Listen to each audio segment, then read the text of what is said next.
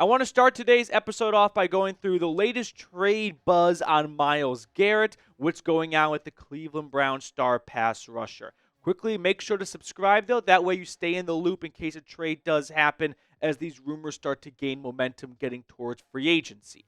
Now, ESPN's Bill Barnwell put out a really good article that I enjoyed reading talking about what happens next with Garrett, where he possibly ends up, and also what it could cost to acquire the 2023 Defensive Player of the Year. So here's how he broke it down. The first tier of teams was not trading for Garrett, a.k.a. everyone else in the AFC North. The Browns are just not dealing their star player within the division. That's not uncommon. We have seen division trades before. Most recently is Jahan Dotson from the Commanders to the Eagles. TJ Hawkinson's another example. Drew Bledsoe from the Patriots to the Bills as well. So these are three teams that are just off limits. The next group of teams, next tier, if you will, is no need for edge. The Denver Broncos just led the NFL in sacks this past season. I think they're probably pretty good at that spot. The Houston Texans, they have Danielle Hunter. They have a lot of good players like Will Anderson. There's just not a need for Myles Garrett given what it would cost to acquire him. The Rams have sneakily a really good young and up-and-coming defensive front with great draft picks and Jared Verse and Braden Fisk and Byron Young. So this, to me, checks out. The next group is the not competitive group, and I agree with all this right here. There's no reason for any of these teams to trade for a 29-year-old defensive end when that's not going to be the final piece of the puzzle or the first piece of the puzzle. They've got to start getting some younger, high-quality players with their top 10 draft picks. So, yes, no qualms with this group right here. This next part I thought was kind of interesting. It was third party. NBA trades frequently include three teams in a trade. I can't remember the last time we had a three-team trade in the NFL. I think Herschel Walker's trade was a three-team trade. But that was decades ago. So someone fact-check me if there's been one since then. But this talked about how none of these teams really need Myles Garrett, but maybe they could be a part of a Myles Garrett trade to help one side out with what the other team can't bring them or offer them. But now we land at the unlikely but plausible step. And here's where we find the Atlanta Falcons. I don't agree with them being in this category. I'll say that right now. I don't think they should be in the same tier of, other teams that are unlikely because the Atlanta Falcons just finished 31st in sacks. They should be aggressive in a trade for any pass rusher, especially one like Myles Garrett. Now, this is what Barnwell wrote. The only issue for the Falcons is cap space. They're $8.6 million over the projected cap line for 2025 and would need to create another hole on the offense or defensive line to free up room. They will try to trade Kirk Cousins. Browns coach Kevin Stefanski has both a need for a quarterback and experienced coaching Cousins, but no team is going to want to absorb the $27.5 million base salary guaranteed to Cousins. Garrett only has a $1.3 million base salary this season, but could the Falcons afford to pay and trade Cousins, acquire Garrett, give him a new extension, and stay plausibly cap compliant? Bill, I'm going to show you how the Falcons can stay cap compliant. It's very important to remember, whenever we talk about trading for any player and you go up on Spotrac or Over the Cap and you look at their contract, you are not trading for their cap hit on that team. You are trading for any cash that has not been paid out to that player, which includes base salaries, signing bonuses, workout roster bonuses, things like that. That is what you are acquiring. So the Falcons don't need to have a ton of cap space for Myles Garrett. No, Myles Garrett's cap hit's going to be a $1.3 million base salary. But they do need cap space in the future because he's going to want a brand new contract extension. But here is how you can become cap compliant with them being, let's just say, to make math easy, $10 million over the salary cap. First step is you can restructure all these guys' contracts. Chris Lindstrom can free you up basically the $8-ish million you need, and poof, you are in the green for the salary cap, and this to me is a safe bet to make. He is just entering the prime of his career. He's under 30 years old. You expect him to be a part of your team long term. Same for Jesse Bates, same for Jake Matthews, and this can get you a whopping-ish $24 million. Now remember, a restructure is not a pay cut. These guys are not doing the Falcons a solid and saying, I'll take less money so we can get Myles Garrett. A contract restructure is taking a player's base salary and prorating it over signing bonuses of future years. Why does every team not do this? There are pros and cons to it. One con is a team owner has to write a signing bonus check. There are some teams, wink, wink, the Bengals, who cannot just snap their fingers and sign a $10 million check like this for all their star players. There are teams that are a little bit cash poor. Luckily for Atlanta, that is not the case. Arthur Blank, with his big yacht in the Caribbean, can absolutely sign a check for a signing bonus for one of these players. They're still getting the same amount of money. It's just coming in a different format. That is a restructure. The other way they can free up some more cap space is if they were to trade Kyle Pitts away. And this is going to divide the room, I know that. But if you trade him before June 1st, it frees up, or even after June 1st for that matter, $10.8 million in cap space. That is his fifth-year option. It is fully guaranteed. It's the only time when a player's contract is very simple to follow. His base salary, $10.8 million. His cap hit, $10.8 million. If you trade him away, there goes $10.8 million. Now, you can also agree to split the salary with the team you're trading him to. Maybe they don't have $11 million in cap space. They only have $7 million. So you say, we'll eat some of that, but we want a better draft pick in return for still paying a third of his salary. That happens frequently as well. But if you do those three contract restructures, along with the Kyle Pitts trade, you have now created $35 million in cap space. And remember, Myles' base salary is a little over $1 million. So, from a financial standpoint, don't tell me it's impossible. Do you have to do some moves? Yes, you do have to do some moves. You got to do moves regardless, because right now you're $8 million and change over the salary cap. So someone's getting restructured or someone's getting traded. So if you're already halfway there, why not do the second half and acquire Garrett in the process? You do have to give him a brand new contract extension, which I don't think should be a problem for anyone. The guy is playing at an elite level. He's the first player in NFL history to have 6 seasons with 12 or more sacks before turning 30 years old. He does not look like he is slowing down whatsoever. He is a Greek god. He was chiseled by Zeus. He is going to play at a Pro Bowl, All-Pro level for probably the next 3 years. And then the next 2 years after that, he will be an 8 to 12 sack player type of guy. So we're looking at 5 good years for Myles coming up. That is worth, in my opinion, if you're the Atlanta Falcons, a new contract and also the assets required to give up to acquire him and the money moving around you have to do. It can be done. And Arthur Blank, I think, will spend the money. I was listening to a clip of a podcast from Jason at Over the Cap, and I think it was with Ari Miroff. And Ari asked Jason, if the NFL did not have a salary cap, who would be the LA Dodgers?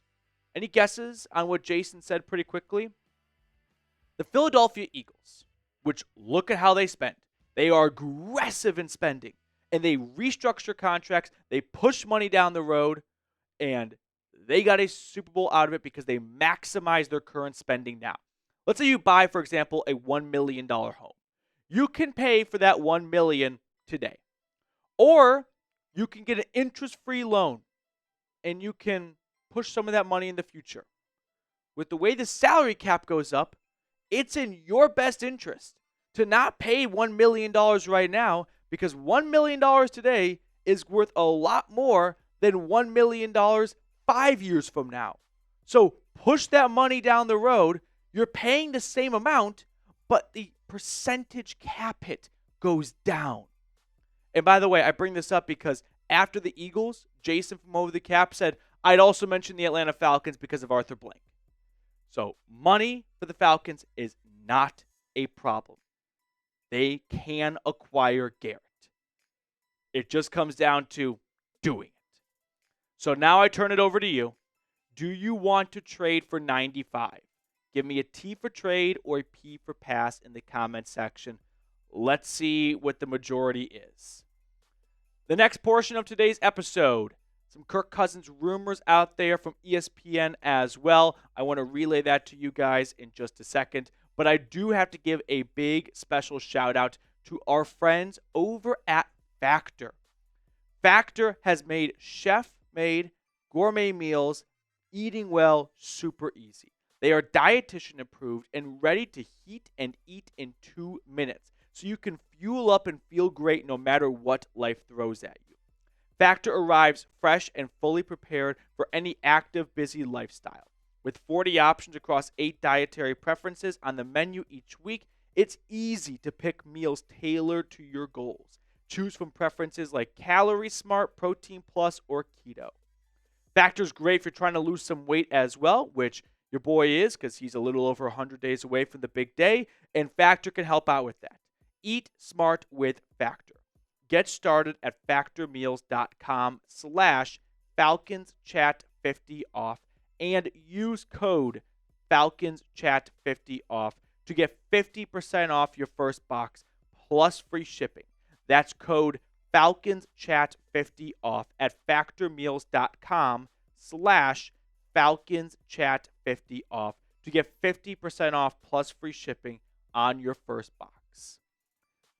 Back to Kirk Cousins and the latest buzz out there. If you recall, during Radio Row, Super Bowl lead up, and the week leading up to it, he hopped on a couple of shows and said that he played through a shoulder and elbow injury, which was new information because Falcons and Kirk Cousins were adamant there was no injury. And all of a sudden, I think Kirk Cousins goes in self-preservation mode, and he wants other teams to know, I'm still a good quarterback. I got injured, and I played through it, and I didn't tell anyone about it because if I felt like they might bench me, I might never get my job back if Michael Penix plays well. And so shame on Kirk for that, and also shame on Raheem Morris. You don't notice your quarterback is injured? It's your job to be in charge of the team. You don't walk out to practice one day on a Thursday and go, man, Kirk does not seem to have the zip he had back in October. Wonder what happened. You watch the film. I found the clip of him getting injured within 30 minutes. And it's not even my job. So, shame on both parties here. But the reason why I'm talking about it today is the Falcons beat reporter from ESPN, Mark Ramadorni, said both sides come out of this with egg on their faces. And even the small chance Cousins might return to Atlanta seems to be decreasing now. The Falcons releasing him next month and eating $65 million in dead money is most likely. Thoughts and prayers to Lane Bartlett in the comment section. The first person I thought of, and this is not me trying to be super petty, but was this comment from like 2 days ago saying, Kirk is saying, stop with the trade bait. And this is just kind of an overarching message to the people out there watching that hate the rumors-based videos. Guess what? When Kirk Cousins does end up getting released, you won't be blindsided because we will have talked about this for a long time.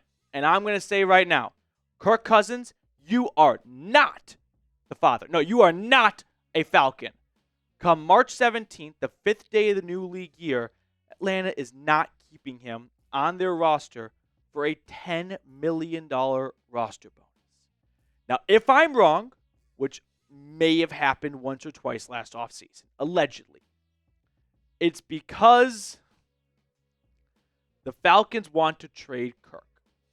And Kirk, with his no trade clause, doesn't want to get traded. So the Falcons tell Kirk, if you don't waive your no trade clause, we'll keep you hostage. You'll be the backup, and you won't get a chance to start somewhere else. I'm sorry I can't give credit to, but someone in the comment section pointed out this idea yesterday, and I thought it was a brilliant idea that I just had not thought of, which is Falcons, believe it or not, do have some leverage in this. They tell Kirk, fine, we're not releasing you. We'll eat $10 million, which I don't think is a good move, but we'll eat $10 million, and you'll be the backup here. Or you could pick up your no-trade clause and let us trade you to the Browns, the Jets, or some other team like the Raiders that calls. Your decision. Either be a backup here or compete for a starting job there. And if they enter a stalemate and Kirk's like, nope, I want you to release me, and it goes into the season, maybe they hold on to him to wait and see if a starting quarterback elsewhere gets injured. And then at that point, Kirk's like, okay, this is a good separation for both parties at this time now. So let me know, would you bring back Kirk Cousins? I'm typing no. I understand that financially you have nothing to gain by releasing him. But from a locker room standpoint, it's got to be so uncomfortable. Just to go to work each day, you get in the quarterback room, there's Michael Penix in year 2 trying to get ready, and sitting right behind him is someone who's, I would imagine, not there to make sure Penix is the best version of himself, to point things out on film to Penix. No, he's probably there because he's getting paid a lot of money. That does not seem to be a good situation. No, that seems like a situation where The Athletic is going to write an article about it a year from now, detailing how incredibly awkward it was for Penix to walk around on eggshells as the team's starting quarterback because Atlanta kept Cousins around to be the backup. Final piece of news I want to talk about on today's episode, some coaching news. So we have a promotion in our ranks, and it's a familiar name that you might not have realized was on the coaching staff to begin with, but picking up where we left off with our good friend from ESPN, the Falcons have promoted quarterback coach TJ Yates to passing game coordinator. DJ Williams, the former offensive assistant QB coach, is now the QB coach. So congratulations to Yates, the Yates from hell. He's always good for playing in a random Texans playoff game against the Bengals at that first time slot on Saturday. This might be a name to watch for. If you ever want to know, like, how do people have a good beat on these up-and-coming young offensive-minded individuals, see how quickly they ascend in their own organization to make sure they aren't poached away by another team. So TJ Yates definitely looks like a rising name. I don't want to say it reminds me of like Kellen Moore because that seems like a really tall bar given how quickly Moore has now ascended all the way to being a head coach. But Moore was in a similar spot where he was with his former team, the Cowboys, and he worked his way up to being an offensive coordinator. And 2 years later, he is the head coach of the New Orleans Saints. To wrap up today's episode, we're going to pick a name out of the wheel. So I picked 6 names out of the wheel. We're going to spin the wheel and see who it lands on to get 2 claps to conclude today's episode. So let's spin that wheel. Who's going to be the MVP of today's episode? It's looking good for Yachty B. Oh, what a bad break. Oh, that's tough. Nope, it's Nathaniel Simmons. So, Nate, thank you so much for watching the channel. 2 claps for Mr. Nathaniel. 1, 2. We will sign off, and we will see you all tomorrow with more Falcons content.